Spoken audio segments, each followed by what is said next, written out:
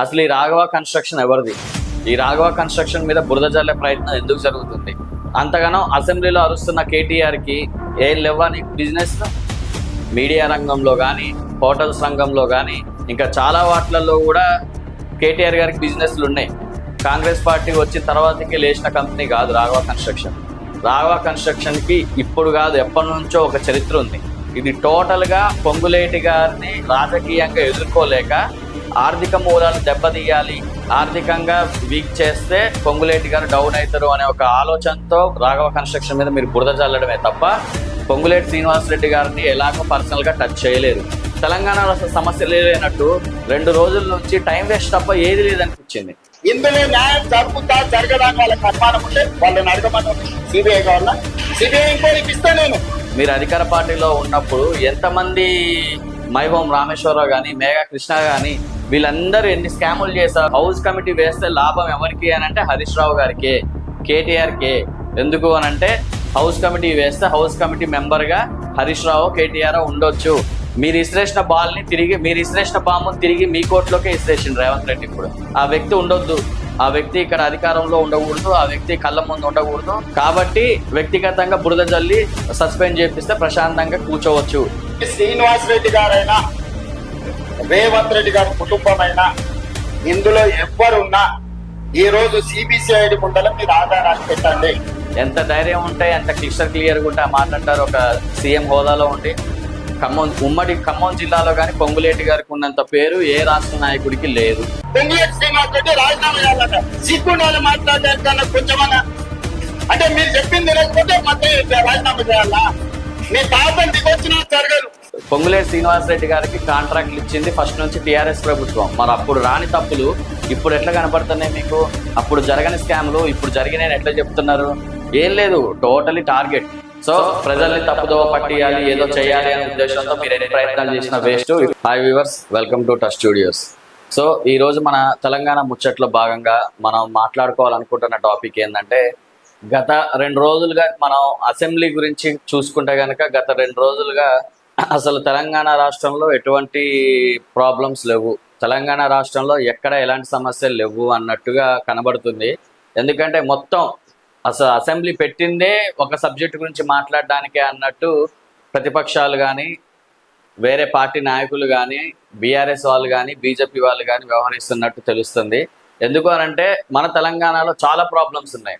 అసలు భూములు కోల్పోయి కొంతమంది కష్టపడుతున్నారు, ఇంకొంతమంది ఇంకో రకం కష్టపడుతున్నారు. సరైన సదుపాయాలు లేక, పింఛన్లు రాక, బొచ్చడు పనులున్నా కానీ, బొచ్చడు సమస్యలున్నా కానీ ఇవేమీ కాకుండా ఒక్కదాన్ని టార్గెట్ చేశారు.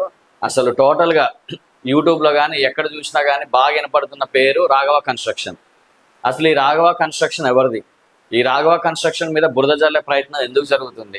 ఈ రాఘవ కన్స్ట్రక్షన్ వెనకాల అసలు ఈ రాఘవ కన్స్ట్రక్షన్ ఓనర్స్ ఎవరు, ఎవరి పేరు ఎక్కువ బయటకు వస్తుంది, ఇవన్నీ కూడా ఇవ్వాలి, ఈ వీడియో మనకి తెలియాలి.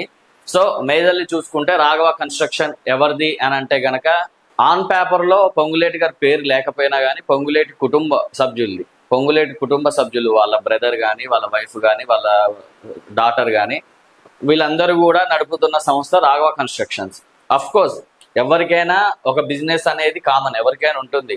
ఇప్పుడు అంతగానో అసెంబ్లీలో అరుస్తున్న కేటీఆర్కి ఏం లేవా నీకు బిజినెస్? నీకు కానీ, నీ వైఫ్కి కానీ, లేదంటే ఇంకా వేరే వాళ్ళ పేర్ల మీద కానీ నీకు ఎలాంటి బిజినెస్ లేవా?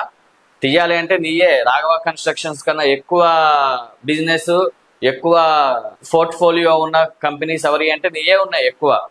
మీడియా రంగంలో కానీ, హోటల్స్ రంగంలో కానీ, ఇంకా చాలా వాటిలలో కూడా కేటీఆర్ గారికి బిజినెస్లు ఉన్నాయి.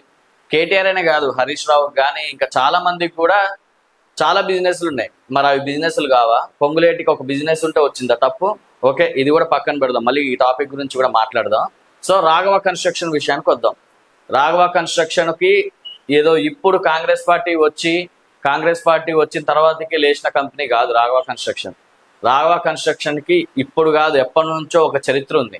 కాంగ్రెస్ పార్టీ వచ్చిన తర్వాతకి లేచిన కంపెనీ కాదు రాఘవ కన్స్ట్రక్షన్. రాఘవ కన్స్ట్రక్షన్కి ఇప్పుడు కాదు, ఎప్పటి నుంచో ఒక చరిత్ర ఉంది. రాఘవ కన్స్ట్రక్షన్కి ఎప్పటి నుంచో గ్రౌండ్ వర్క్ కానీ, రాఘవ కన్స్ట్రక్షన్స్ కోసం వర్క్ చేసే క్యాండిడేట్స్ కానీ వీళ్ళందరూ కూడా మోస్ట్లీ ఎలిజిబిలిటీ క్యాండిడేట్స్, ప్లస్ ఏది తప్పు ఏది రైట్ అనే ఆలోచన శక్తి ఉన్న క్యాండిడేట్సే. మీరేదో బురద జల్లారు, ఇది టోటల్ గా పొంగులేటి గారిని రాజకీయంగా ఎదుర్కోలేక ఆర్థిక మూలాలు దెబ్బతీయాలి, ఆర్థికంగా వీక్ చేస్తే పొంగులేటి గారు డౌన్ అవుతారు అనే ఒక ఆలోచనతో రాఘవ కన్స్ట్రక్షన్ మీద మీరు బురద చల్లడమే తప్ప వేరే ప్లాన్ ఏం లేదు అని క్లియర్ గా అర్థమవుతుంది. పొంగులేటి శ్రీనివాసరెడ్డి గారిని ఎలాగో పర్సనల్ గా టచ్ చేయలేరు. ఆయన పర్సనల్ గా టచ్ చేయాలంటే ఆయన కార్యకర్తల్ని టచ్ చేసి ఆయన కార్యకర్తలు వదిలేస్తే తప్ప మీరు ఆయన దాకా పోలేరు. సో అది మీ వల్ల కాదు. ఇప్పుడు ఇంకోటి ఏంది, రాఘవ కన్స్ట్రక్షన్ పొంగులేటి గారికి ఆర్థిక మూలం, ఆర్థికంగా బలపరిచే మూలం ఇది. కాబట్టి రాఘవ కన్స్ట్రక్షన్ దెబ్బతీయాలి. రాఘవ కన్స్ట్రక్షన్ దెబ్బతీస్తే పొంగులేటి గారు ఎంతో కొంత డౌన్ అవుతారు అనేది మీ మూర్ఖత్వం. ఓకేనా, మీ మూర్ఖత్వం అది. అంతకు మించి ఏమీ లేదు. క్లియర్గా అర్థమవుతుంది. ఇప్పుడు ఏ సమస్యలు లేవా తెలంగాణలో సమస్యలు లేనట్టు 2 రోజుల నుంచి టైం వేస్ట్ తప్ప ఏది లేదనిపించింది. టోటలీ టైం వేస్ట్ చేశారు. బైకాట్ చేయడం, పొంగులేటి గారిని బర్తరఫ్ చేయాలని, పొంగులేటి గారిని సస్పెండ్ చేయాలని, పొంగులేటి గారిని అరెస్ట్ చేయాలని మీకు దమ్ముంటుంటే నిన్న రేవంత్ రెడ్డి గారు ఒక మాట అన్నారు. మీకు ఒక వీడియో చూపెడతా.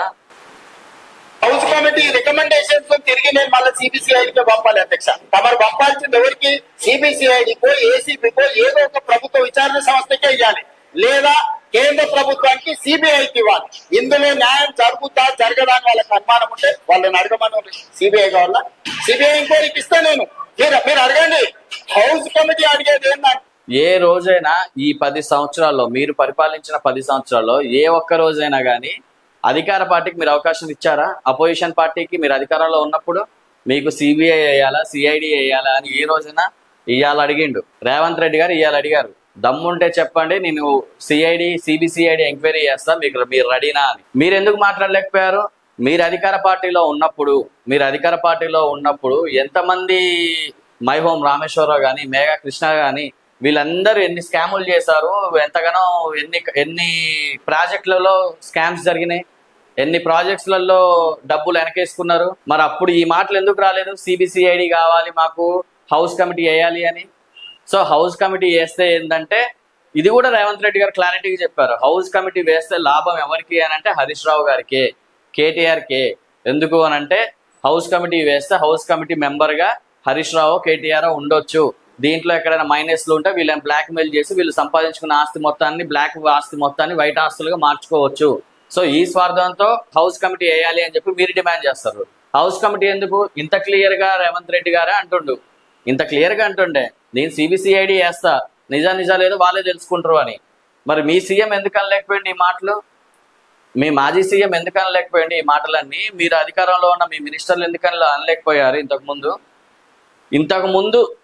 ఇప్పుడు ఎవరు తీసుకున్న గోతులో వాడే పడతాడు అనడానికి ఇది ఒక బెస్ట్ ఎగ్జాంపుల్. ఎందుకంటే ఇప్పటి నుంచి కాదు, 2014 నుండి ఈ రోజు దాకా జరిగిన ప్రతి ఒక్క ప్రాజెక్టు మీద సిబిసిఐడి ఎంక్వైరీ చేయాలి.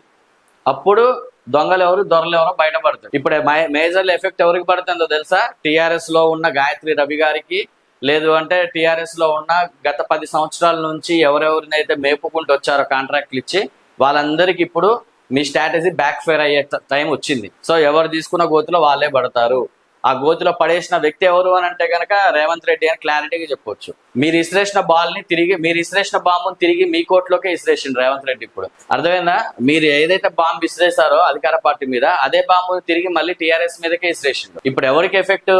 ఈ 2014 నుండి ఇప్పటిదాకా సిబిసిఐడి ఎంక్వైరీ చేస్తే ఎన్ని కబ్జాలు జరిగినాయి, ఎన్ని ప్రాజెక్టులు జరిగినాయి, ఎన్ని కాళేశ్వరం ప్రాజెక్టు గురించి చెప్పాలి అంటే బొచ్చడు కొన్ని 100 కోట్లు వెనకాల వేసుకున్నారు. ఇవన్నీ బయటపడాలి. ఇవన్నీ బయటపడి అప్పుడు సస్పెండ్ గురించి మాట్లాడాలి. అప్పుడు ఎవరిని సస్పెండ్ చేయాలో అప్పుడు ప్రజలే చెప్తారు. ఎన్ని స్కామ్స్ చేశారు, ఎన్ని కోట్లు వెనకాల వేసుకున్నారు, ఇవన్నీ కూడా బయటకు వస్తాయి సిబిసిఐడిలో. పొంగులేటి సస్పెండ్ చేయాలని డిమాండ్ చేస్తున్నారు కదా, మరి కేసీఆర్ని ఎందుకు సస్పెండ్ చేయట్లేదు? కేటీఆర్ని ఎందుకు సస్పెండ్ చేయట్లేదు? అసలు మీకు నిజంగా ఒక చిత్తశుద్ధి అనేది ఉండుంటే ప్రజా సమస్యల మీద మీరు బైకాట్ చేసినా మీకు ఒక వాల్యూ ఉండేది. ప్రజా సమస్యల మీద మీరు స్పీకర్ పోడియం ముందుకు పోయి ధర్నా చేసినా ఒక అర్థం పర్థం ఉండేది. ప్రజా సమస్యల మీద మీరు బయటకు వెళ్ళిపోయి ధర్నా చేసినా ఒక అర్థం పర్థం ఉండేది. ఇవాళ మీరు ఏం చేశారు? కేవలం ఒక వ్యక్తిని టార్గెట్ చేసి ఆ వ్యక్తిని సస్పెండ్ చేయాలి అని చెప్పి ధర్నా చేశారు. అంటే మీ లాభం కోసం తప్ప ఆ వ్యక్తి ఉండొద్దు, ఆ వ్యక్తి ఇక్కడ అధికారంలో ఉండకూడదు, ఆ వ్యక్తి కళ్ళ ముందు ఉండకూడదు. పొంగులేటి శ్రీనివాసరెడ్డి అనే వ్యక్తి అసెంబ్లీలో ఉంటే మీ ఆటలు సాగవు. కాబట్టి వ్యక్తిగతంగా బురద జల్లి సస్పెండ్ చేపిస్తే ప్రశాంతంగా కూర్చోవచ్చు అని ఒక ఆలోచనతో ఉన్నారేమో కానీ అది పాసిబిలిటీ కాదు. ఏ సీఎం కూడా తీసుకొని శ్రీనివాస్ రెడ్డి గారైనా రేవంత్ రెడ్డి గారి కుటుంబమైనా ఇందులో ఎవ్వరున్నా ఈ రోజు సిబిసిఐడి ముందర మీరు ఆధారాలు పెట్టండి. అధికారులు అందరూ చూసిరా, పొంగులేటి శ్రీనివాస్ రెడ్డి అయినా రేవంత్ రెడ్డి ఫ్యామిలీ అయినా అధికార పార్టీలో ఏ ఎమ్మెల్యే ఉన్నా కానీ సిబిసిఐడి ముందు ఆధారాలు పెట్టండి. సిబిసిఐడి ఇచ్చిన ప్రతి ఒక్క పనిష్మెంట్ కి మేము రెడీగా ఉన్నామని చెప్పి అసెంబ్లీలో ఆన్ రికార్డ్ చెప్పాడు. ఎంత ధైర్యం ఉంటే, ఎంత క్లియర్గా ఉంటే ఆ మాట అంటారు ఒక సీఎం హోదాలో ఉండి. సో ఇక్కడ టోటల్ గా టిఆర్ఎస్ కానీ వేరే ప్రతిపక్ష పార్టీలు కానీ బురద జల్లే కార్యక్రమం ఏమనంటే చాలు కాంగ్రెస్ మీద బురద చల్లాలి. మీకు ఎట్లాగో బీఆర్ఎస్ కి సోషల్ మీడియా టీం చాలా పెద్దది కాబట్టి మీరు ఏదైనా సరే అక్కడ ఒక మాట ఇక్కడ ఒక మాట రెండింటిని కలిపేసి అక్కడెక్కడో మాట్లాడుకుంటూ వాటర్ తాగుతుంటే ఇక్కడెక్కడో సెటైర్ వేసినట్టు చూసి సంతోషపడటం తప్ప ఏమీ లేదు. అసెంబ్లీలో మాట్లాడుతున్నప్పుడు వాటర్ తాగరా? ఎంతమంది తాగరు వాటర్? దీన్ని సింక్ చేసుకొని ఓ తాగిచ్చిండు, వాటర్ తాగిచ్చిండు కేటీఆర్ అది ఇది అని చెప్పి ఇష్టం వచ్చినట్టు పోర్ట్రే చేస్తున్నారు. అది పెద్ద ఇబ్బంది ఏం పడదు, ఎందుకంటే ఇలాంటి చూసి చూసి చూసి చూసి వచ్చిండు. రాజీనామా పెట్టించండి సిగ్గుంటే. సిగ్గు లేకుంటే మాటలు మాట్లాడతారు. సిగ్గులేని మాటలు మాట్లాడితే నాకు కూడా చికాకు వస్తుంది అధ్యక్ష. సభకు రాని చంద్రశేఖరరావు గారిని మొదట రాజీనామా పెట్టించండి సిగ్గుంటే. సిగ్గు లేకుంటే మాటలు మాట్లాడతారు. సిగ్గులేని మాటలు మాట్లాడితే నాకు కూడా. ఇది వాస్తవం. అసలు ముందు కేసీఆర్ ని రాజీనామా చెప్పియాలి. ఎందుకు అనంటే ఇంత పెద్ద ఇష్యూ కదా, మీకు తెలంగాణ మొత్తం మీద ఇదే పెద్ద ఇష్యూ అయినప్పుడు మరి కేసీఆర్ ఎందుకు వచ్చి మాట్లాడలేకపోతుండ్రు రాఘవ కన్స్ట్రక్షన్ మీద? ఆయనకి తెలుసు ఆయన మీలాగా చెంచాగిరి చేసే లీడర్ కాదు. ఒక సీనియర్, ఒక హోదా అనుభవించిపోయిన వ్యక్తి దేని మీద మాట్లాడితే జనాలకి మంచి జరిగిద్ది, దేని మీద మాట్లాడకపోతే జనాలకి మంచి జరిగిద్ది అనేది కూడా కేసీఆర్ గారికి తెలుసు. కాబట్టి ఈ రోజు ఆయన ఆ సభకి రాలేకపోవచ్చు. మీరు మాట్లాడేది బిస్కెట్ అవుతుంది, మీరు మాట్లాడే దాంట్లో అర్థం పర్థం ఉండదు. వస్తే నా పరువు ఏడపోయిద్దో, లేదు అని అంటే మీరు వేసే ప్రతి బాంబు రేవంత్ రెడ్డి నా మీద క్యాడీసిరేస్తాడు అని ఒక భయంతో ఈ రోజు అసెంబ్లీకి రాలే. అంత పెద్ద ఇష్యూ కాదు కదా మీ దృష్టి, అది చాలా పెద్ద ఇష్యూ కదా. అలాంటి పెద్ద ఇష్యూకి అడ్రస్ ఎందుకు చేయలేకపోతాడు కేసీఆర్ గారు? కేసీఆర్ గారు వచ్చి ఒక మాట, అవును ఈ రాఘవ కన్స్ట్రక్షన్ లో స్కామ్ జరిగిందని ఎందుకు అనలేకపోతాడు? ఆ మీటింగ్కి ఎందుకు అటెండ్ కాలేదు? తెలుసు అక్కడ జరిగింది ఏమీ లేదు. మీరు ఒకటే అంటున్నారు కదా, తప్పు జరగంది 2.5 కోట్లు ఎందుకు ఫైన్ వేశారని. చిన్న లాజిక్, అధికార పార్టీలో ఉన్న రెవెన్యూ డిపార్ట్మెంట్ కానీ, హౌసింగ్ డిపార్ట్మెంట్ కానీ వీటన్నిటి కీలకమైన పట్టు గుండెకాయ లాంటిది. అంత పెద్ద సంస్థని మినిస్టర్గా ఉన్న వ్యక్తికి మైనింగ్ మేనేజ్ చేయడం పెద్ద ఇష్యూ కదా. ఆ 2.5 కోట్లు ఫైన్ కట్టే బదులు అసలు ఈ అధికారాన్ని వాడుకొని ఎటువంటి తప్పు జరగలేదు అని ఒక చిన్న రిపోర్ట్ క్రియేట్ చేసుకోలేడా? ఫైన్ ఎందుకు కట్టాల్సి వచ్చింది? సో ప్రతిదీ మేనేజ్ చేయాలి అనుకుంటే డే 1 నుంచే మేనేజ్ చేసుకొని మరీ స్టార్ట్ చేసుకోవచ్చు. అదే ఫైన్ కూడా లేకుండా క్లీన్ చిట్ తీసుకోవడం పెద్ద సమస్యనా ఆయనకి? సో ఏదో దీన్ని బట్టి తప్పు జరిగింది, ఎక్కడో ఏదో చేశారు అనుకోవడం చాలా రాంగ్. మీరు పొంగులేటి శ్రీనివాస్ రెడ్డి గారిని పర్సనల్గా టార్గెట్ చేయలేరు అని మీకు అర్థమైపోయింది. సెకండ్ టైం చూసుకుంటే ఇక ఆర్థిక మూలాల్ని దెబ్బతీయాలి. ఆర్థిక మూలాలు ఏమున్నాయంటే ఆయనకి మేజర్లీ ఇన్కమ్ సోర్సు స్వతహాగా ఒక కాంట్రాక్టర్ ఎదిగిండు కాబట్టి, రాఘవ కన్స్ట్రక్షన్ అనేది మెయిన్ కంపెనీ కాబట్టి దాని మీద అందరూ బురద చల్లితే పొంగులేటి గారు వీక్ అయిపోతారు. అప్పుడు మనం ఏదాడినా ఆట అనుకోవచ్చు. కానీ పొంగులేటి గారు మాక్సిమం ఇలాంటివి ఏవి పట్టించుకోడు. పొంగులేటి గారు చేసిన సర్వీస్ కానీ, పొంగులేటి గారు ఖమ్మంలో కానీ, పాలేరులో కానీ, ఉమ్మడి ఖమ్మం జిల్లాలో కానీ పొంగులేటి గారికి ఉన్నంత పేరు ఏ రాష్ట్ర నాయకుడికి లేదు. అది క్లారిటీగా చెప్పదలుచుకున్నా. ఎందుకు అనంటే పొంగులేటి శ్రీనివాస్ రెడ్డి గారు డబ్బు రాజకీయం చేస్తారని ఒక ముద్ర ఉందేమో కానీ పొంగులేటి శ్రీనివాస్ రెడ్డి గారు డబ్బు రాజకీయం చేసుకుంటూ పొలిటికల్ గా 24 గంటలు వారానికి 2 రోజులు కన్ఫామ్ గా పాలేరులో కానీ, ఖమ్మంలో కానీ, ఉమ్మడి ఖమ్మం డిస్టిక్ లో కానీ ప్రజల్లో తిరుగుకుంటూ 100% సర్వీస్ చేస్తున్న వ్యక్తి ఎవరు అంటే కనుక పొంగులేటి శ్రీనివాస్ రెడ్డి గారే. అది చాలా వరకు నువ్వు అనొచ్చు ప్రతిసారి ఎందుకు కాంగ్రెస్ పార్టీకే సపోర్ట్ చేస్తున్నావని. నేను కాంగ్రెస్ పార్టీకి సపోర్ట్ చేయట్లే, కొంతమంది నాయకులకు సపోర్ట్ చేస్తున్నా. ఎందుకంటే ఆ నాయకులు ఏందో నేను దగ్గర నుంచి చూసా కాబట్టి. ఆ నాయకులు ఏంది మేజర్లీ ఖమ్మంలో ఉన్నటువంటి ఎవరంటే చాలు, ఖమ్మంలో 3 మంత్రులు ఉన్నారు, నిధులన్నీ ఖమ్మానికి వెళ్తున్నాయనంటే ఎస్ వెళ్తాయి, ఎందుకు వెళ్ళొద్దు? వాళ్ళ నియోజకవర్గాలను అభివృద్ధి చేసుకోవడానికి ఏం పోయింది? డబ్బులు వచ్చినాయి. ఇప్పుడు కొత్తగూడ ఎమ్మెల్యే గారు అన్నారు నిధులన్నీ ఖమ్మానికి వెళ్తున్నాయి అని. ఖమ్మంలో నువ్వు ఒక పార్టీ, ఖమ్మంలో నీది కూడా ఒక నియోజకవర్గమే, బట్ నువ్వు యూజ్ చేసుకోలేకపోతున్నావేమో వచ్చిన నిధుల్ని. సో అంతేగాని ప్రతిదీ బురద చల్లాలి, ప్రతిదీ కాంగ్రెస్ పార్టీని బదనం చేయాలి, ప్రతిదీ పొంగులేటి శ్రీనివాస్ రెడ్డి గారిని బదనం చేయాలి అని అనుకుంటే కనుక అలాంటి పప్పులు ఉడకవు. ఎందుకు అని అంటే పొంగులేటి శ్రీనివాసరెడ్డి గారి క్యాపబిలిటీ, పొంగులేటి శ్రీనివాసరెడ్డి గారి సర్వీసు, పొంగులేటి శ్రీనివాసరెడ్డి గారి విజన్ ఖమ్మం ఉమ్మడి డిస్ట్రిక్ట్ లో అందరికీ తెలుసు. ఇప్పుడు తెలంగాణ వైజ్ కూడా అందరికీ తెలుస్తుంది. సో మీరు ఏదో రాఘవ కన్స్ట్రక్షన్ మీద బురద జల్లాలి. అసలు నాకు నవ్వు వస్తుంది. అసలు సమాజంలో తెలంగాణ రాష్ట్రంలో ఎటువంటి సమస్యలు లేదంటూ 2 రోజుల నుంచి రాఘవ కన్స్ట్రక్షన్ మీదనే టార్గెట్ చేశారు. 2 రోజుల నుంచి రాఘవ కన్స్ట్రక్షన్ పెద్ద సమస్య అయిపోయింది. సమస్యలు లేవా? అసలు దీని గురించి 2 రోజులు టైం వేస్ట్ చేశారు అంటే నాకు నవ్వు వస్తుంది. బట్ కాకపోతే ప్రజలకు కావాల్సింది ఏంటంటే అసెంబ్లీ రసవత్రంగా సాగాలి, అసెంబ్లీలో ఒక ఊపు ఉండాలి అని ఒకటి బాగా మైండ్ సెట్ ఉంటుంది. కాబట్టి ఈ 2 రోజులు మాత్రం అసెంబ్లీ మంచిగా వేడివేడిగా నడిచింది. రేవంత్ రెడ్డి గారు చేసిన ఒక్కొక్క సవాల్ కానీ, ఒక్కొక్క మాట కానీ, ఒక్కొక్క అటాక్ కానీ అసలు అసెంబ్లీ మీద ఇంట్రెస్ట్ లేని వాళ్ళకి కూడా అసెంబ్లీ చూడాలని ఇంట్రెస్ట్ వచ్చింది. అసలు ప్రతి ఒక్కరు అసెంబ్లీలో రేవంత్ రెడ్డి గారు మాట్లాడుతుంటే, కానీ రేవంత్ రెడ్డి గారికి ఒక మాట మాట్లాడవచ్చు. రేవంత్ రెడ్డి గారు ఎమ్మెల్యేలందరి మీద ఏ టార్గెట్ జరిగినా రేవంత్ రెడ్డి గారు స్పందిస్తారు. కానీ దరిద్రం ఏందో కానీ రేవంత్ రెడ్డి గారి మీద ఏదైనా ఇష్యూ వచ్చిందంటే ఒక్క ఎమ్మెల్యే స్పందించడు. అదెక్కడ దరిద్రమో అర్థం కాదు. సో ఈ ముందు ఎక్కడ అంటే సమన్వయ లోపం అంటారు. కోఆర్డినేషన్ చాలా మిస్ అవుతుంది కాంగ్రెస్ లో. సో అదొక్కటి ఎట్లా వచ్చేస్తుంది. మేజర్లీ రాఘవ కన్స్ట్రక్షన్ మీద ఇప్పుడు సిబిసిఐడి వేస్తే గనక నిజాలు బయటపడతాయి. కాబట్టి ఆటోమేటిక్ గా అప్పుడు అర్థమైపోయింది ఎవడు దొంగ ఎవడు దొర అనేది. ఈ డ్రామాలన్నీ ఎన్నాడినా సస్పెండ్ చేయాలి. కేసీఆర్ రేవంత్ రెడ్డి గారే చెప్పిండు. పూర్తి స్థాయిలో అందరికీ అవకాశం ఇచ్చినాం. ఆ తర్వాత స్పష్టంగా జూన్ చికాకు వస్తుంది అధ్యక్ష. స్థానానికి కూడా అట్లుంటది. 10 లక్షల జీతం తీసుకొని సభకు రాకుండా ఇంట్లో ఉన్నాయనేమో రాజీనామా చేయడంట, జీతం వాపసు ఇయ్యడంట. రోజు 18 గంటలు చేసి 4.5 లక్షల ఇందిరమ్మ ఇల్లు కట్టించి ఈ రోజు లక్షలాది దళితుల గిరిజనులకు ఆదివాసులకు ఇల్లు ఇచ్చి వాళ్ళ ఇళ్లలో వాళ్ళ కళ్ళల్లో వాళ్ళ ఇళ్లలో వెలుగు వాళ్ళ కళ్ళల్లో ఆనందం చూసే పొంగులేటి శ్రీనివాస్ రెడ్డి రాజీనామా చేయాలట. సిగ్గుండాలి మాట్లాడడానికన్నా కొంచెమన్నా. అంటే మీరు చెప్పింది లేకపోతే మధ్య రాజీనామా చేయాలా? మీ తాతను దిగొచ్చినా జరగదు. మీరు అనుకుంటారో మీరేదో అరుస్తే గోడ పెడితే వింటారని. మీ సంగతి అంతా తెలుసు. మేనమావ చెప్పినట్టు ఉంది, పుట్టింది గొప్పలు ఉరివింద కింద ఎంత నల్లగుందో తెలియదు. ఇక నేను ఎక్కువ చెప్తే బాగుండదు, చిట్టా ఇస్తే అసలు బాగుంటుంది. 100% రేవంత్ రెడ్డి గారు చెప్పిన మాట వాస్తవం.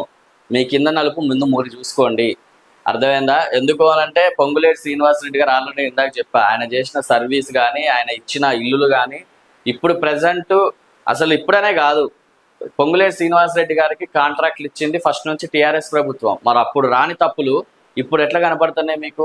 అప్పుడు జరగని స్కామ్లు ఇప్పుడు జరిగినాయని ఎట్లా చెప్తున్నారు? ఏం లేదు, టోటలీ టార్గెట్. ఒక టార్గెట్ చేయాలి, ఈ వ్యక్తిని టార్గెట్ చేసి బదనం చేయాలి. సో ఇప్పుడు అన్నారు చూసారా, మీ తాతలు దిగి వచ్చినా కానీ కష్టం పొంగులేటి శ్రీనివాసరెడ్డి గారిని సస్పెండ్ చేయించడం కానీ, పొంగులేటి శ్రీనివాసరెడ్డి గారి మీద యాక్షన్ తీసుకోవడం కానీ మీ తాతలు దిగి వచ్చినా మీ వల్ల కాదు. అది పక్కా. ఎందుకంటే ఆయనకున్న విజనరీ ఒక మినిస్టర్ లెవెల్లో ఉండి ఇంత గ్రౌండ్ వర్క్, ఇంత డబ్బు హోదా, ప్లస్ ఇంతమంది కార్యకర్తలు అండగా ఉంచుకొని కళ్ళు మూసుకొని పిల్లి పాలు తాగుతుంటే నన్ను ఎవరు చూడట్లేదు అనుకుంటారేమో. అర్థమైందా? అంత పెద్ద వ్యవస్థ నడుపుతున్న వ్యక్తిని అంత సింపుల్గా పర్మిషన్స్ లేవు అని చెప్పి, పర్మిషన్స్ లేవు, ఈ పేపర్ లేదు, ఆ పేపర్ లేదు అని చెప్పి అంత పిచ్చోడు ఆయన. అంత పెద్ద సంస్థ నడుపుతున్నప్పుడు పర్మిషన్స్ లేకుండా ఎట్లా వస్తారు అనుకుంటున్నారు? తీయండి, అన్ని బయటికి తీయండి. ఇప్పుడు 2014 నుండి ఈ రోజు దాకా తీస్తే మెజారిటీ స్కామ్స్ టీఆర్ఎస్ ప్రభుత్వంలోనే జరుగుతాయి. అది బరాబర్ మెజారిటీ. అప్పుడు రాని స్కామ్స్ అంటే ఇప్పుడు వచ్చినాయంట బయటకి వీళ్ళకి. అప్పుడు జరగని భూదందా, అప్పుడు జరగని డబ్బు దందా ఇప్పుడు జరుగుతుంది. ఈ 2 సంవత్సరాల్లోనే జరిగిపోయింది. మీరు 10 సంవత్సరాల్లో పీకి కట్టలు కట్టింది ఏం లేదులే, కానీ వీళ్ళు 2 సంవత్సరాల్లోనే కట్టలు సంపాదించుకున్నారు. అర్థమైందా? మీరు బురద జల్లే ప్రయత్నంలోనే ఉన్నారు. ప్రజా సమస్యల కోసం పోరాటం చేయట్లే. కాంగ్రెస్ పార్టీని బురద జల్లాలి, మనం లేవాలి. కాంగ్రెస్ పార్టీ మీద ఏదో ఒక ఎలిగేషన్ లేపాలి, మనం హీరోలకు కావాలి. దీని మీద తప్ప ప్రజా సమస్యల మీద పోరాడాలి, ప్రజా సమస్యల్ని క్లియర్ చేయాలనే ఒక ఆలోచన మాత్రం మీకు లేదు. పొంగులేటి శ్రీనివాసరెడ్డికో, రేవంత్ రెడ్డికో, ఇంకెవరికో కాదు చిత్తశుద్ధి లేని. టీఆర్ఎస్ గవర్నమెంట్కి చిత్తశుద్ధి లేకుండా అయిపోతుంది రాను. అధికారం మిస్ అయిన తర్వాత అధికారం కోసం ఏది పడితే ఆ ఇష్యూని హైలైట్ చేస్తున్నారు. ఆ ఇష్యూలో స్కోప్ ఎంత ఉంది, ఆ ఇష్యూ తీస్తే మనకి బ్యాక్ ఫేర్ ఏమవుతుంది అనే ఆలోచన లేకుండా మరి దాని మీద యుద్ధం చేసి, దారుణం ఏంటంటే ఆ ఇష్యూ మీద మీరు బైకాట్ చేయడం అనేది దారుణం. 100% అవును, సస్పెండ్ చేయడం తప్పు లేదు. అసలు మీరు అక్కడ మాట్లాడే అవకాశం ఇస్తున్నారు అధికార పార్టీ ఎమ్మెల్యేలకు కానీ. ఏమన్నా ప్రతి దానికి చిన్న లాజిక్ చూడండి. ఇక్కడ ఏం లేదు. రేవంత్ రెడ్డి గారు జస్ట్ అంత కూల్గా మాట్లాడుతున్నారు. భుజాల గుమ్మడికాయ దొంగ ఎవడంటే భుజాల ఉన్నట్టు ఏదైతే హౌస్ కమిటీ ఉన్నదో ఈ హౌస్ కమిటీ ఏదైతే కాళేశ్వరం ప్రాజెక్టును ఏటీఎం గా మార్చుకున్నారు కేసీఆర్ క్లారిటీగానండి. కాళేశ్వరం ఏటీఎం గా మార్చుకున్నారు అన్నంతసేపు ఖాళీగా ఉన్నారు. కాళేశ్వరం అనే మాట రాగానే మ్యాటర్ డైవర్ట్ చేయడానికి ఏం మాట్లాడుతున్నారో చూడండి. కాళేశ్వరం ప్రాజెక్టును ఏటీఎం గా మార్చుకున్నారు కేసీఆర్ వేల కోట్ల రూపాయల దోపిడీకి పాల్పడ్డారు. కాళేశ్వరం ప్రాజెక్టును ఏటీఎం గా మార్చుకున్నారు కేసీఆర్ చూసారా, కాళేశ్వరం ప్రాజెక్ట్ అనే మాట రాగానే ఎమ్మటే we want justice, matter divert. ఈ కాళేశ్వరం ప్రాజెక్ట్ గురించి మాట్లాడేయొద్దు, మాట్లాడేయకుండా సభ మొత్తం గందరగోళం చేస్తే ఈ టాపిక్ డైవర్ట్ అయిపోద్ది అని ఆశతో ఎమ్మటే అంతసేపు ఖాళీగా ఉన్నాడు ఎమ్మటే we want justice. Within సెకండ్స్లోనే వి వాంట్ జస్టిస్ అనే స్లోగన్స్తో మళ్ళీ ధర్నాలు చేయాలి, గొడవలు చేయాలి, ఆ టాపిక్ డైవర్ట్ చేయాలి. సో అంత చిల్లర రాజకీయం మరి పనికిరాదు. టీఆర్ఎస్ అంటే ఇప్పటికి కూడా కొంతమంది కొన్ని రాజకీయ వర్గాలకు కానీ కొంతమంది ప్రజలకు కానీ ఒక నమ్మకం ఉంది. ఆ నమ్మకాన్ని కేటీఆర్ నాయకత్వంలో చిన్న చిన్నగా తగ్గించుకుంటూ వస్తున్నారు. అది ఒక్కసారి ఆలోచించుకోండి. నమ్మకం పోతుంది.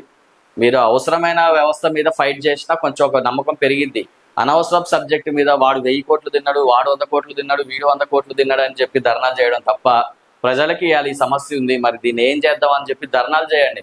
మేము కూడా తోడుగా మీకోసం ఫైట్ చేస్తాం ఈ రూపకంగా. అంతేగాని అవసరం లేని సబ్జెక్టుల మీద ఒక వ్యక్తిని టార్గెట్ చేయాలి. పొంగులేటి శ్రీనివాసరెడ్డి అనే వ్యక్తిని మీరు ఎంత టార్గెట్ చేస్తే అంత హైలైట్ అవుతా ఉంటాడు. అర్థమైందా? మీరు ఒక వ్యక్తిని హీరోని చేస్తున్నారు తప్ప అక్కడ జరిగేది ఏం లేదు. మీరు ఫస్ట్ నుంచి కూడా అంతే, మీ సెల్ఫ్ గోల్ మీరు వేసుకోవడంలోనే ఫస్ట్ నుంచి కూడా మీరు సక్సెస్ఫుల్గా రన్నింగ్ అవుతున్నారు. సో ఇంకా రాను రోజుల్లో పొంగులేటి శ్రీనివాసరెడ్డి గారిని మీరు ఎంత టార్గెట్ చేస్తే ఆయనకి అంత మంచి జరిగిద్ది. రానున్న రోజుల్లో 100% పొంగులేటి శ్రీనివాసరెడ్డి గారి మీద ఎలాంటి తప్పు లేదు అని కూడా బయటకి క్లారిటీగా బయటకి ప్రజలకి వినపడుతుంది. సో ప్రజల్ని తప్పుదోవ పట్టియాలి, ఏదో చేయాలి అనే ఉద్దేశంతో మీరు ఎన్ని ప్రయత్నాలు చేసినా వేస్ట్. ఇప్పటికైనా సరే అసెంబ్లీ సమయం చాలా విలువైనది. ఆ విలువైన సమయంలో పేద ప్రజల గురించో అర్హులైన వాళ్ళ గురించో మాట్లాడడం తప్ప ఒకటి మీద ఒకటి బురద చల్లుకోవడం దేనికి పనికిరాని టాపిక్ ఇది. సో రానున్న రోజుల్లో 100% తెలంగాణ రాష్ట్రంలో జరుగుతున్న ఫ్యాక్ట్స్ అన్నిటిని కూడా మీరందరూ ఒక కోణంలో చూస్తే నేను ఇంకొక కోణంలో చూస్తా. అదొక్కటే మీకు మాకు ఉన్న డిఫరెన్స్. సో ఈ ప్రాసెస్లో అందరూ వీడు ఒక్క సైడే మాట్లాడుతుంటే ఏంది అని అనుకోవచ్చు. బట్ అందరూ ఒక వైపు వెళ్తున్నప్పుడు నేను ఒక్కని ఒక వైపు వెళ్తున్నప్పుడు 100% ఆ మాటలు వస్తూ ఉంటాయి. ఇవేమి నేను పట్టించుకోను. 100% నేను ఇవాళ కాంగ్రెస్ పార్టీకి సపోర్ట్ అని మీరు అనుకోవచ్చు. రేపొద్దున ఇదే ప్లేస్లో టీఆర్ఎస్ ఉన్నా, ఇదే ప్లేస్లో బీజేపీ ఉన్నా, ఇంకేదో కొత్త పార్టీ వచ్చినా నేను ఇంకో సైడ్ నుంచే ఆలోచిస్తా. అర్థమైందా? అప్పుడు వాళ్ళ తరపునే మాట్లాడదు. సో రానున్న రోజుల్లో మరిన్ని వివరాల కోసం మన ఛానల్ని సబ్స్క్రైబ్ చేసుకోండి. Thank you so much.